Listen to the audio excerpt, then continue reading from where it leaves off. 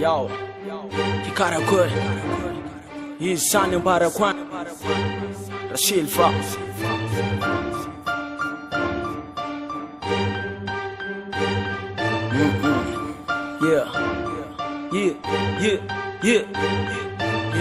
Efa maro koa ny bala ny tantara fa le zala tsy manjary aozy ndraika fa tsy fôky izy aty tsy fatina oviagna na mbola agnatina rap fô mijoro mitantara za efa nampiasandro za malano na oviana zany raha zany de ataovy zay fa ry zany lany atyko mbô matany raha mamiagna zay le ty le pandy dongo kara tantely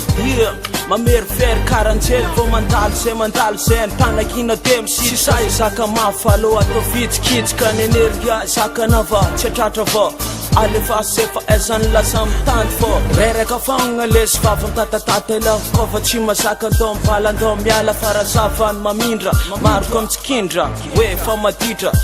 Yo, nenany tsy milamigna fiaignako idirany lalagna tsy nenao ny amboarigna saignina karaha gitarigna na ino moa nen'olo idiranao mafy izy ko mafy magnambara koa karanjeny filatsagna kôfa mafy defa sofy koa manteky fô namonomono rimanay mifamono zay mitsikary tsy matiny lolo satria fa karanjegny izy mampiady agnaty rap zamanala fôko na ozy de miala demo agnaty rap zamanala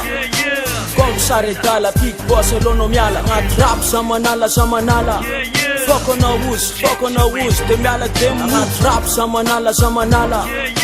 Kom sare dala pig boss alono miala sa spita fasoniko automatika sa mavita tsisy quadniza karanjegny nina alatsaka mora amrajeking zako aty fa navy misy tria zay fa valy jiaby pisy koa tsy masady silva repre avsa nave andogna hoagny tany ny fa valy zay maregny de mitomany ataoko fafitsy amany ezara zandre karakôry ela zany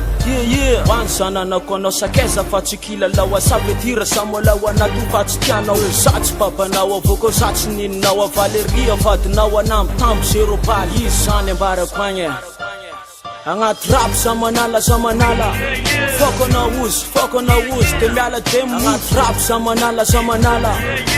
Kom sare dala pig boss alono miala agnaty rap zamanala fôko na ozy de miala demo agnaty rap zamanala yeah Essa weza Karakuri